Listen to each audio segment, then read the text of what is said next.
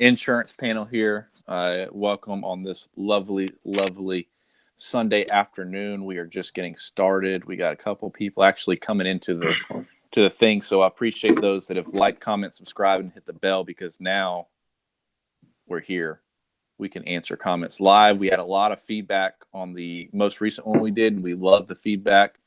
We're going to get into those questions soon, and then it's actually going to just kind of divvy in right into what our topic is today, and we all think it's a really great topic. So I'm going to let a couple people come in here and see if we can find people in the chat.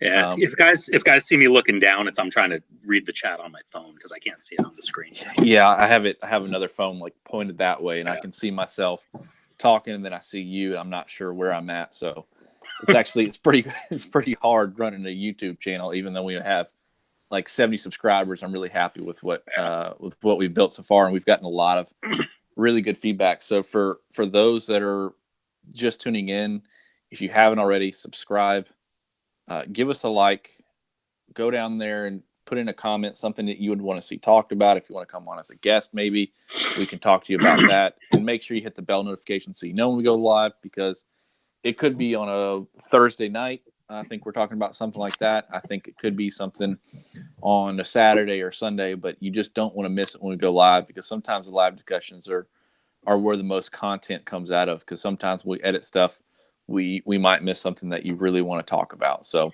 if you want to hear something live, definitely get into it. We tried to have a guest, and I thought that'd be a good topic, but so far, no luck. Yeah, luck. We've got a guest lined up for Thursday though, who's a really good guest this time. Yeah, we got a really good guest for Thursday. Can y'all please plug the guest? Do you want us to plug the guest right now, or do you keep it a surprise? I think leaking it a little bit will maybe incentivize some more people to subscribe and get ready. People, to be honest, because he's not on Facebook, I didn't know who the guy was, but I researched him after you told me to watch a couple of YouTube videos, and I know who he is, but I don't know how to sell him like I know how to sell you two. So a friend of mine, John Duggar, has agreed to come on the show and do something. Probably not live. We'll probably record it Thursday night and get it posted up over the weekend. But JD's been I want to say 15 years. He's been selling final expense exclusively, and he's been selling insurance longer than that. I'm sure he'll correct me if I get those numbers wrong. But he's sold over $2.5 million of final expense insurance. He sells more working fewer leads than anybody that I've ever heard of. He only works like 10 leads a week or something like that. He's consistently written over $200,000 of AP in final expense every year for like over a decade. It's something crazy like that. So he was a top producer over at FS. He's with FEX right now. He's a friend of mine. He used to post a lot on the insurance forums. So he's a well-known guy. He's been around. He knows a lot of people. Knows things. He's going to be a really interesting guy to have on. And Chris knows him a little bit too. So that's cool. Yeah. The industry. Yeah. So we're really excited. So you guys, if you're tuning in right now, you don't want to miss that. Make sure you like, comment, subscribe. We're trying to build this thing to where every time we go live, we've got a couple people. We actually have 8 people in here now watching. So the show is on, boys. So I had somebody reach out to me the other day and said they absolutely love the content. He said, Matt, I got a question I'd like answered. And I said, well, maybe it's not an entire video topic, but it can segue into what we're talking about. And I'm sure y'all know what I'm talking about. We're talking about the meta banks, the go banks, and things like that. How do you guys view those as a method of payment?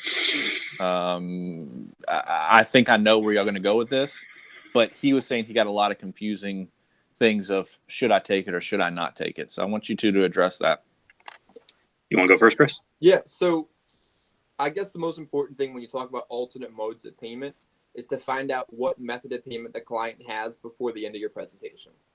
However you warm up with them, however you figure it out, please find out before you get to the application and find out they have one of these alternate methods of payment and you led with a carrier that doesn't accept it. we're going to be talking about carriers, and one of the key parts is diversity and method of payment they take. But let's just say the client has Green Dot or Ace Now or something that isn't Direct Express and something that isn't checking or savings. Typically, these clients have this because they're not reliable. They can't get a bank account. They are not going to go maintain a bank account for you. And it's generally really bad quality business. For the most part, I will give the folks the benefit of the doubt. I'll say, I know you get paid early. I'm going to set your payment for the first of the month. It's going to come from this card. And if you want the insurance, you have to leave the money on the card. And I would write it with a Gerber or a Great Western or someone that pays me as earned and could care less about their persistency. I'd give them a shot. It wouldn't stick, and it generally is a waste of time. But if you're going to write the business, write it with a place that isn't going to advance your commission on it. That's what I would say. Yeah, I'd agree with that. If you're going to write it, I'd probably write it with Gerber also. Honestly, if I was going to write it at all, usually I tell people no. I also tell people no if they say they want to pay monthly direct bill. I don't do that. I don't say yes to people who want to pay with a money order every month. I used to. I have learned that that's a bad idea. Learned the hard way that that's a bad idea. I do have one lady who still sends a money order. I guess she's not sending it to Settlers anymore, but she's still, the last time I got a commission statement from Settlers was still sending a money order 3 years later and every month to Settlers. So she's the exception, but I don't do that anymore. If somebody has a Green Dot card, I'd actually say they're worse business than people that want to send in a money order every month. Because it's so complicated and difficult to get the money off of those cards. It's so easy for those cards to get discontinued, for the person to forget about it. It's really, really, really bad business. I have had a couple of people who have actually told me they were going to go set up a bank account and then did. Doesn't happen very often. I wouldn't expect it to ever happen. Once they tell me that that's the only method of payment that they have, I kind of figure it's a closed sale. I'll leave them my business card if they want to call me if they've set up a bank account. That's fine. Sure. But go ahead. Yeah, I kind of view it as if you're doing a high level of business, if you're an early on agent and you're trying to get a couple of advances and you're just starting out, you really don't want that because you're most likely going to lose in that scenario. But if you're doing a high level, I'm talking maybe 1 out of every 30 sales, you might run into one where you will take, where you're like these guys, you're not too worried about one falling off the books. Well, yeah, maybe. Perfect example. I had this on Friday. I was working Friday. First folks I sat down with had coverage with a captive company. They literally came to the table with the folder, which is good to find out that they have coverage and who it's with right away. And then I looked at the application. I just peeked. I wasn't going to dive right into a policy review, but I wanted to get a little hint at what I was working with. And it said monthly direct bill on their application, which is a big warning sign. I mean, I'm in the projects and it says monthly direct bill. I need to find out what method of payment they're working with. I asked the gentleman, when you get paid, Social Security doesn't mail it to you, right? It's a dumb question, and they're going to answer it truthfully because it's a really dumb question. He's like, of course not. It goes to the check cashing place. Big red flashing bulb. Stop. This person is going to be a problem. I asked the spouse, where does your money go? Oh, it goes to my Ace Elite card. Ooh, well, I love to start the day off with an application, but I gave it to him straight. I said, this is how it has to work. And I used a carrier that I lead with that takes debit cards, Direct Express, checking and savings. And the few clients I put with them in this situation have so far stuck, and it doesn't advance me, so I wrote the business. Sure. So I hope that answers your. Oh, go ahead. Sorry, I was going to say, like, I almost consider those people to be a bad morale risk. Like when you're getting your license and they talk to you about the types of risk that insurance companies don't want, I consider that to be like, that's a morale risk. That's somebody that's bad for everybody. Yeah. Walk away from that business, guys. Yeah. It's just there's better prospects out there. There's a lot of people to see walk away from that business. Yep. So that makes all the sense in the world. That, and like I said, it kind of segues into what we're going to be talking about today is, how to choose a carrier, because there's only a few carriers that'll take those at all, really. There's a handful, and every time I see it time and time again on the forum boards on Facebook is, hey, who will take a green dot, or who will take a this? And that's when you find out there's more carriers than what your IMO told you or what somebody told you is. And how do you pick what a good carrier is? Like, what do we, not what makes a good carrier, but how do you choose a good carrier? What are some qualities you look for? And I'm gonna let you two kind of just go into it. What makes a good carrier? Chris had a really good point we were talking about right before we jumped on, and I kind of want him to explain that again about, I think you were saying, find one carrier and write it a lot. And then if you find out that you're having troubles getting business placed there, find out where you can get it somewhere else and pick up a few carriers to fill in the gaps. Is that right? Yeah, well, I think your main carrier needs to be able to take 80 to 85% of your business as a leveled benefit, and needs to be able to bill it properly using Social Security billing, needs to cover age 50 to 85, so you're not shorting yourself on 5 years on the front or the back, and needs to not leave you surprised when they're declined. Like, there needs to be a quantifiable reason why it wasn't issued that way, so you can learn from that experience. There are tons of carriers that are great complementary carriers, great niche carriers, but are just not lead products because they don't do one of those things. So my main carrier, again, covers 50 to 85, uses Social Security billing, has a black and white, easy to understand underwriting process. And when they're not accepted, I'll understand why they're not. And that'll help me build on my lead carrier into other ones. Sure. And I know we didn't really, I don't know if we agreed or disagreed on this, but are we all three okay with giving out the name of that carrier? Yeah, well, I think I'm okay with that. Yeah, there's probably 4 or 5 that you can use as core companies. So since we're going to talk about more than one company and we're going to speak positively about them today, I don't think it wouldn't mind being mentioned. Sure. Okay. So what's that company? What's your go-to when Chris gets into a house and he sits down with Miss Jones? Most of the time, he's got what application on his fingers and thumbs in his portfolio? Yeah. So I think some of my favorite lead companies have been Transamerica. Mm-hmm. Some of my favorite lead companies have been American Amicable or Family Benefit. All these companies fit that criteria I just described and will cover most of the folks that I sit with without me having to pick up the next company out of my bag. Sure. Yeah. I mean, I'd agree with that. Those are good companies. I'd say my lead company, the company I use most, the company I plan to write, assuming everything is good when I go into any house, is Family Benefit.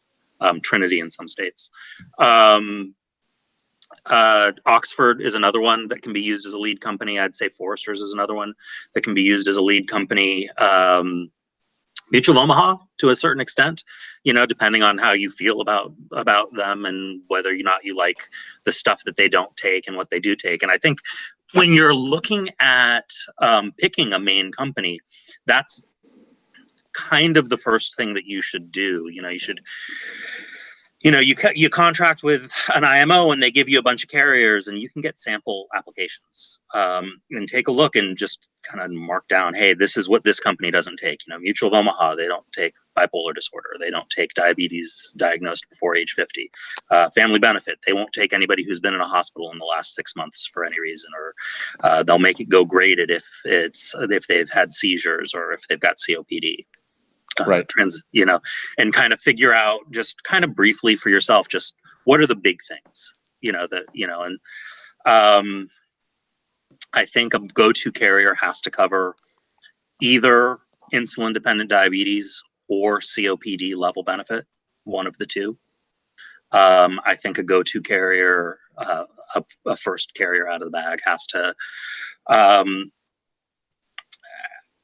to cover heart conditions within 2 years. It has to have not that long a look back on heart conditions.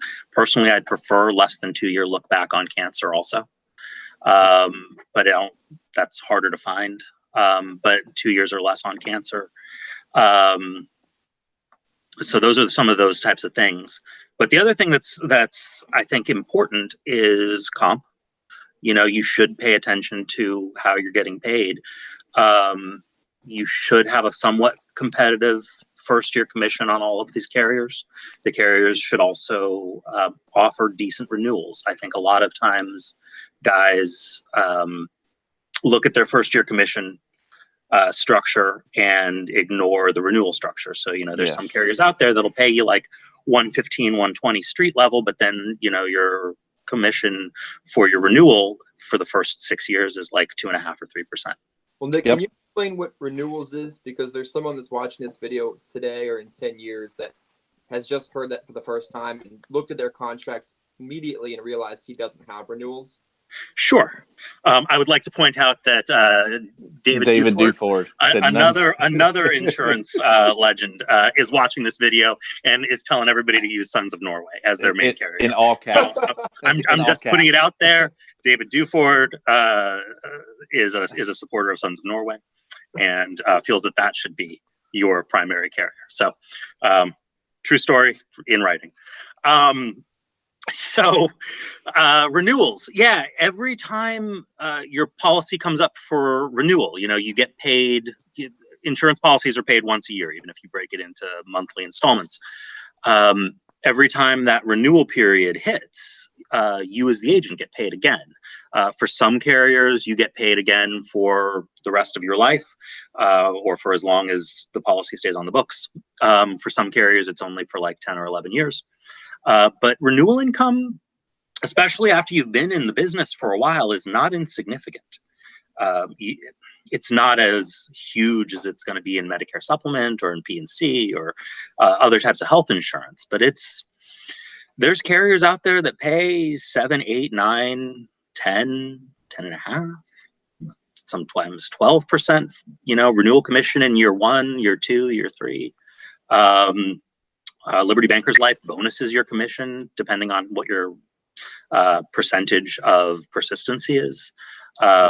You could have a fairly decent amount of renewals if you are one of the types of people who is writing $200,000 a year consistently. And honestly, if you're watching this video, that should be everybody's goal. If you're not doing it, you should be working towards that. But if you are that type of person, the difference between 3% on $200,000 and 8.25% or 9% or 10% on $200,000 is a lot of money. And that's money that you don't have to work for a second time. That's money that you get because you're maintaining your book of business and you're not letting things fall off the books and you're not writing bad business that doesn't stick. And so it is something that you should take into account. I'd really advise, and I know y'all are going to advise the same thing, is before you sign a contract, whether it be direct to a carrier or through an IMO, read the contracts, because I'm in the middle of talking to somebody right now, and I said, what are the renewals like? And he said, they're renewals for life. And I said, read them, because I don't think that carrier offers that. And sure enough, they were only 10-year renewals, and they weren't even that high. He said, well, where you're offering me X percent, they're giving me 5% more. And I said, well, I'm giving you years 2 through 10 are level renewals, and then years 11 plus is for the life of the client. And they're only offering you lower than my years 2 through 10. And then after the 10th year, it goes away, which is a better for the long term if you're trying to retire. And he went, yeah, it makes a lot of sense. So he had to look at it, but too many people don't read their contracts. They only read the first front end commissions and they don't read the back end. And renewals are fantastic, and we can all agree there. Yeah. I mean, I love it when I get a deposit, multiple $1,000 deposit into my bank account, and I have to go figure out why. That's awesome. That's the best. It's like the reverse accounting. But let's talk about Social Security billing. Sure. Yeah, true Social Security billing. Some companies say they do it, some don't. What is Social Security billing? So Chris, there's a difference between billing on second, third, and fourth Wednesday as a part of your options on your bank draft form, and true Social Security billing. I don't know why all carriers don't have Wednesday billing, but there are still even some to this day that if the client's getting paid on second Wednesday, you can't choose second Wednesday, and that's just outlandish. Update your billing software because you're asking for persistency problems. True Social Security billing means that when the client is paid early because of a weekend or a holiday, that the premium is collected early because that's the biggest chance you're going to get it a chargeback. Second, third, and fourth Wednesdays are awesome. First and third is awesome. But when January 1st is a holiday and the January 2nd is not a business day and they got paid on the 31st, as Dave would say, they smoked, drank, and partied all their money away. And on the 4th of the month, when your premium drafts, there's no money there and you were quite upset and the client doesn't have 2 payments the next month. Yeah, and I'll put it like this past September, Labor Day was on the 3rd, and that's the first Monday in September. So everybody who was getting paid got paid on the 31st. And then, you know, you're not getting your clients paying. If it's not Social Security billing, odds are it takes 1 or 2 days after the bill date actually to get paid. So your carriers are sending the payment on the 4th when they've been paid on the 31st of August. The carrier is sending the payment to the bank on the 4th, and it's actually coming out of their bank account on the 6th or the 7th. So a week after they've been paid, with a non-Social Security billing carrier. Now, there's not a lot of companies that actually do true Social Security billing. It's very rare. Even some companies who tell you that they do Social Security billing don't actually. I'm not going to name names, but there are companies that say that they do that do not. So it is important. For me, it's not a deal breaker. One of my favorite carriers doesn't do even Wednesday billing, but they do enough other things right that it doesn't matter to me. You know, that's you got to look at the big picture. There isn't a perfect carrier out there. God, it would be easier if there was, but right. But that's why we broker. You know, that's why we don't want to be captive to a single company. So you find the company that does as many good things right as possible. You were mentioning, Matt, at the top about only picking one company, and that the way that I was taught when I first became a broker, when I left my captive situation, was, you know, the best way to do this is to, you know, these are the carriers that my IMO has, you know, and they sent me out Assurance Bay thing, and I signed up with all the carriers, and I had like 15 contracts like the next day. Right. The guys that run my group, I work with FEX, Scott and Travis, said, hey, you know, pick a carrier. Pick a carrier that you think is price competitive. Pick a carrier that you like the way their comp structure works. Pick a carrier that offers lead credit bonuses. Pick a carrier. Don't think too much. You know, don't worry about it, because I see, especially on like the insurance forums, and sometimes in these Facebook groups, guys get really hung up on, or gals get really hung up on who that carrier should be. Right. When you're new, don't worry about it. Just grab one. You'll learn the carriers as you go. Pick a carrier. You know, pick somebody that your IMO or your upline says is a decent carrier, and just go out and just write that carrier. Everybody you see, just write that carrier. Treat it like you're captive to that carrier. Give it 3 months, 6 months until you've written X number of dollars. Set a reasonable limit for yourself, and only write that carrier. And you're gonna lose some business, and just be okay with that. Call it cost of an education. You're gonna lose business. It's actually something that JD taught me, is you're gonna lose business, and it's okay. Write some GI if you have to. As you start figuring out what that carrier doesn't take, find a company that fills those gaps in. So for me, when I started out, it was Family Benefit.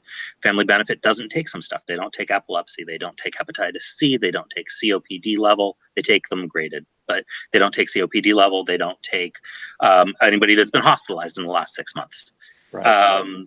So you find a carrier that does those things. Transamerica does those things. KSKJ does those things. There's a bunch of carriers that do take those types of things.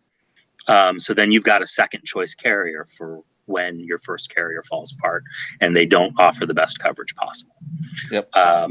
And then you're going to run into oddball stuff. What if somebody just had a TIA last month? Well, Royal Neighbors will take that. Right. But you start to figure those things out as you do it. You earn while you learn. Right. And it's so much better than a cheat sheet that you're going to get from your IMO. Right. It's so much better than some spreadsheet that somebody sends you from Facebook. You'll know this stuff because you're learning it yourself, and you kind of get stuck into it and you learn through experience and it sticks with you. Yep. See, the key point there is you're learning by doing. You're not sitting at home reading the underwriting guide. You're not studying the cheat sheet they gave you. You're getting in front of people with these medical problems. You're placing the business and you're learning from that. Because the danger in this business is a lot of people are ready to get into it and they want to make, $400 million. They want to have a flashy car, but they're petrified of going out and doing the job. You're not analysis paralysis. Yeah. It's a cliche for a reason, right? Yeah. The hardest door to get out is your front door. The hardest door to get through is your front door. You got to just go do it. Go see the people. Don't worry about it. Yeah. All right. So let's talk about phone interviews. While I was taking my nap, you guys were ringing off the hook, talking about how much you hate phone interviews or how much you love phone interviews. I mean, nobody likes phone interviews, right? How important is to a phone interview to you guys? I mean, because I'll give a small plug. I mean, SNL doesn't do phone interviews, right? And some people are like, really? Okay, well, I'm going to try that out. What are some other companies that have you had? I don't want to say let's not talking everybody here, but let's talk about phone interviews. Let's just go into that. What is that? Because when I was doing independent things, my phone interviews were taking 15, 20 minutes. And then if there were some other questions, it got a little bit longer. And I'd get the client like, how much longer is this going to take? They look at me like I'm crazy. And I'm like, you just got to keep talking. And I can't say a word over here. Like I gotta go to the other room. Right. And it got annoying. The thing is that I have good experience on this because for the first 3 years of selling final expense, I probably sold primarily Transamerica, which doesn't have a phone interview. And I'm pretty good at underwriting. I've got experience in the medical field. These things aren't new to me. And I would still have business that wasn't getting issued. It wasn't getting paid. It was getting amended. They were ordering phone interviews. And I'm still pretty competent in understanding medical problems. I had a situation where I changed organizations. Most of my carriers required phone interviews. And I'm finding I get more business placed and get paid more often with less surprises because I'm leaving the house knowing they were approved. So I don't think any new agent should use a core company that doesn't provide a decision when they leave the house because you have no idea what you're doing. You think Tylenol and Namenda are the same thing. And you get upset when you get home and they're declined. Yeah.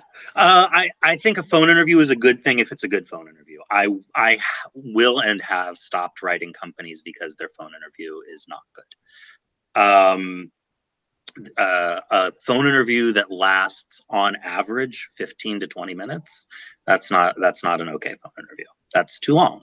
My business is built on volume. I have to see a lot of people. I don't want to be working 6 days a week. So I would like to see as many of those people in 1 or 2 days as possible. If I have to double my appointment time for the phone interview, that doesn't work for me. Well, how about phone interviews where the decision isn't final? Like, why are phone interviews where the decision isn't final? Oh my God, no. I don't do a phone interview if the decision's not final. I hate that. So one of my favorite carriers, KSKJ, has recently switched to not doing a phone interview at all. And that's been great. But their underwriting is super, super predictable. Oxford's got a super fast phone interview. Family benefits phone interview is very clean, very fast. I like a phone interview that gives you a decision, though, because I think it helps solidify the sale. I think it helps the client feel confident. And sometimes just the act of talking to somebody from the insurance company can help make the client feel more confident in the whole everything that's going on. Sure. So I like a phone interview company, preferably. There is something to be said for that, Transamerica, fill out the app, get out of the house.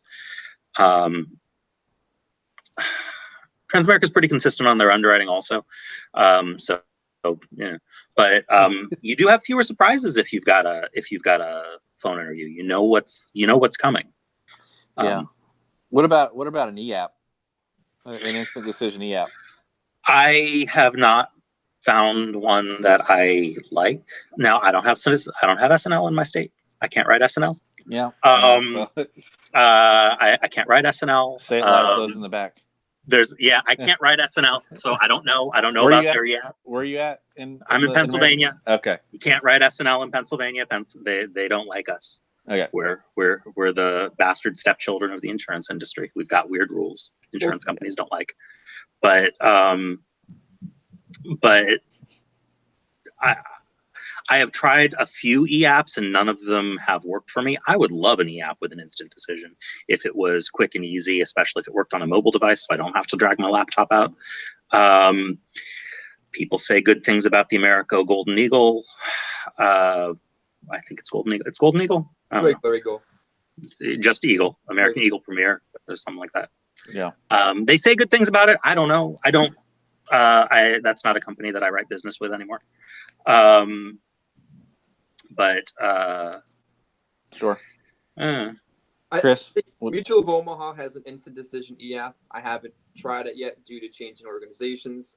Prosperity Life has an e-app through Aptical, so it's basically Aptical software. And the beauty of that is at the end of the app, if there's adverse information that comes up, you're going to see it, so you can pivot or work through it. I know there's probably several other e-apps in the pipeline with these carriers. Sentinel just recently switched to an e-app and a phone interview. I think that's kind of awkward and unusual, but it is an e-app with a decision. But the part of that is that sometimes there's situations where doing a phone interview is just really not working in the environment you're doing the presentation. I had a presentation in a barber shop, and to get this guy to get through a 15-minute phone interview was just really weird. So we made it happen, but I would have loved to have Transamerica in that situation, but I just didn't. Sure. You know who's got a great e-app? Gerber. Gerber has an amazing e-app. I wish everybody's e-app was as good as Gerber, or that Gerber wasn't GI. Right. I mean, Estrie Thomas just commented on the live feed. She said e-apps are quickly becoming my favorite. Right. So there's some people just don't like paper. I mean, I'm as young as I am. I love paper apps. For some reason, I love paper apps, man. So when I was captive to a single insurance agency, they introduced an iPad app version where they actually eliminated the paper apps and everybody had iPads. And I found personally that that my not taken rate went up a lot when I switched from the paper app to the e-app. It may be coincidence. I was only there. I left about 4 months after they made the switch. So it's not a huge sample size, but I feel like when you're not putting pen to paper, there is a level of sometimes your prospect doesn't completely feel that this is as serious as when you put a pen in their hand and they have to sign their name to something. Yeah. I would argue that when you go on a phone interview and you do one of those laborious 20-minute phone interviews, the quality of business you're getting is slightly higher because they will get through that kind of process. And like we were talking about offline before this, I think some carriers make their overall process slightly cumbersome to thin the volume of business they get. They're not going to make their underwriting tighter. They're not going to take less business, but they won't make it as easy as possible for you to get the business. And that's kind of how they protect themselves from being overwhelmed with everybody's business. Yeah. Yeah, that's probably true. Still, I mean, like as good in theory as some of these completely paperless telephone applications sound, you get the instant decision. You don't have to have technology. You just have to have a phone. It takes so long. And there's companies that I love that kind of force that on you. I love these companies. I would write them all day long, but I can't. I'm trying to do 10 appointments in a day. I don't have that kind of time. Yeah. Yeah. All right. So we talked about Social Security billing. We talked about kind of the philosophy of filling in the gaps. We talked about e-apps. We talked about phone interviews. And basically we both agree. I mean, we all three agree. Like you need to have something that's your core that you can place 85 maybe percent of your Yeah. business, right? Yeah.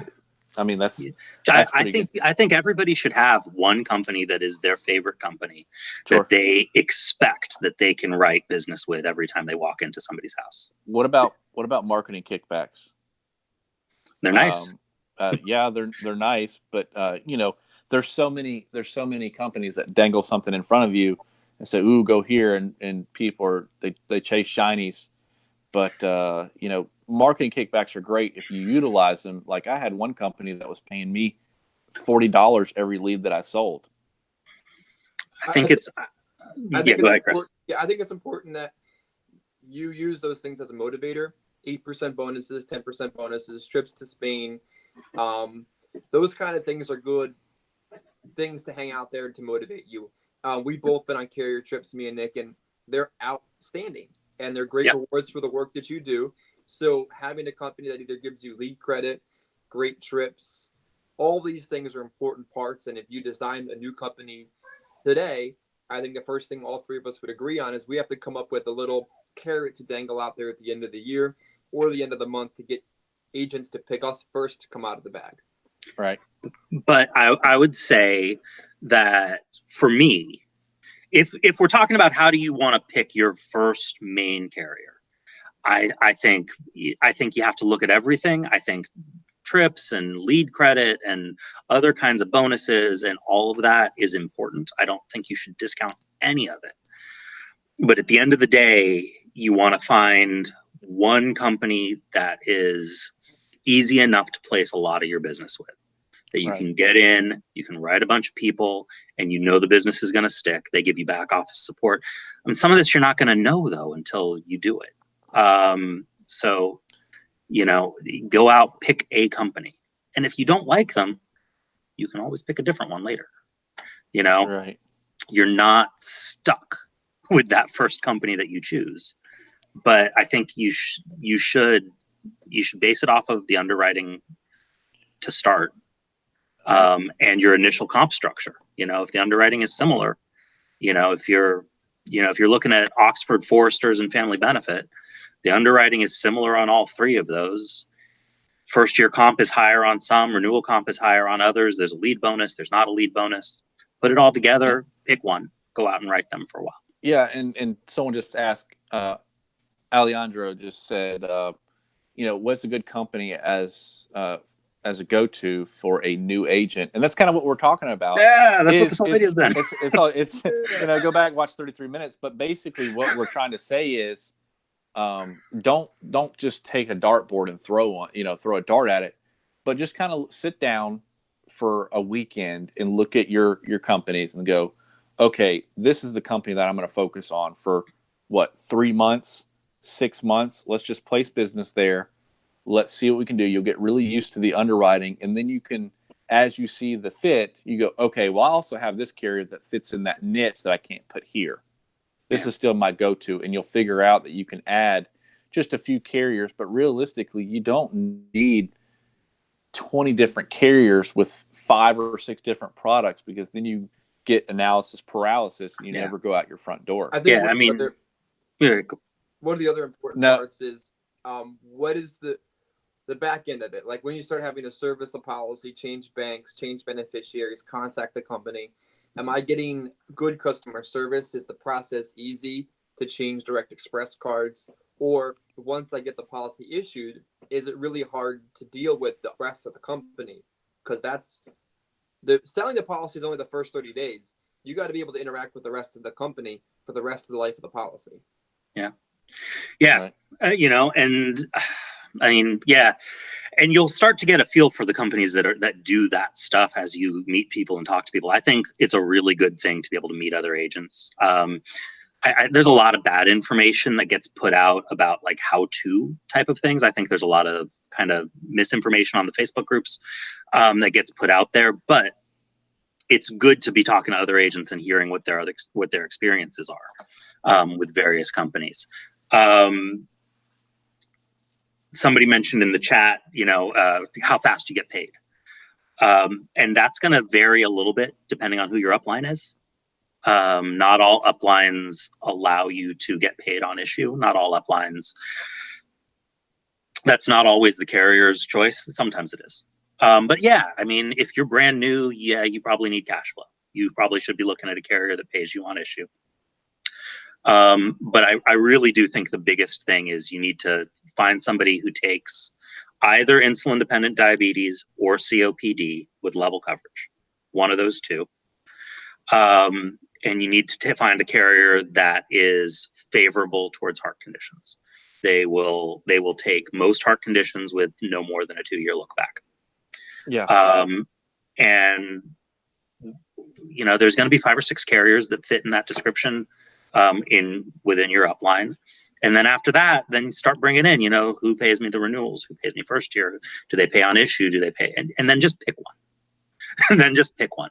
And just pick one and go for it. And go. Yeah. And just only write them. Go out with them and whoever your GI company is, and don't write anybody else for like 3 months or 60 apps or however long it is for you to feel like everything that there is to know about that company. If it takes you a year to get there, do it that way.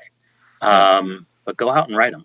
Yeah. So here's a good gauge. If you can name somebody in the new business department or underwriting process, then you probably are now comfortable with that product.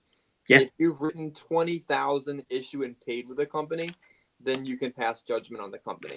I think a lot of folks write a piece of business, it doesn't get issued, nothing goes right, and you're like, oh, this company blows. I wrote it once, it's no good.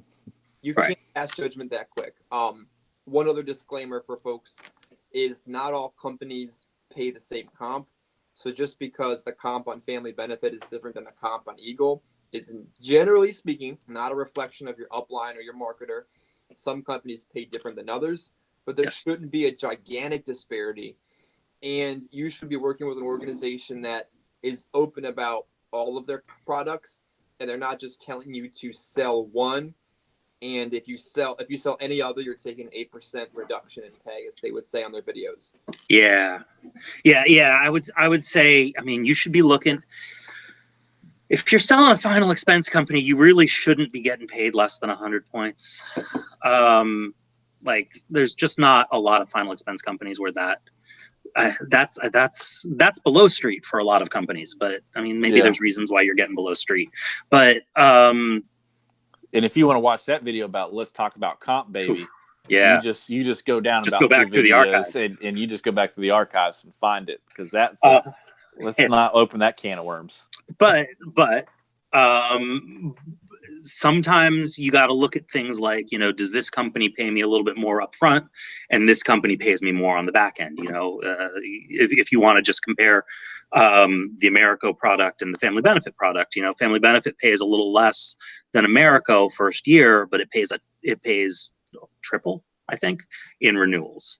Right. And maybe that's not a big deal to you. Maybe it is. Those are decisions you have to make for yourself. There's no wrong decision there. The only wrong decision is not making a decision. You got to pick something. Or writing a piece of business with 20 companies throughout the month. Right. Don't do that when you're new. Yeah. Heck, don't do that if you're a vet. I mean, try and focus. Yep. Okay. Well, I think we covered a lot of stuff. I believe I'm not good at timing these things as much as I am a moderator. I'm really not good at it. I think we're about 40, maybe 45 minutes in, which is a really good time to stop. Yeah. But I think we covered a lot. So just to recover it in a few words, I'm going to give it to Chris. Chris, in a few words, what are things that you need to look out for as a new agent? How do you pick a good go-to carrier? I think you need to pick a company that will cover most of your business as a level benefit, that is very liberal with things like COPD or diabetes, is going to provide you an instant decision in a reasonable amount of time, and as a new agent is going to cash flow you quickly because you probably didn't come into this business with a ton of money, and until you are financially stable, each lead bill is going to be a scary thing to hit each week, so you need the money to come in. Yep. Yeah, All right. sounds good to me. Sounds perfect, guys.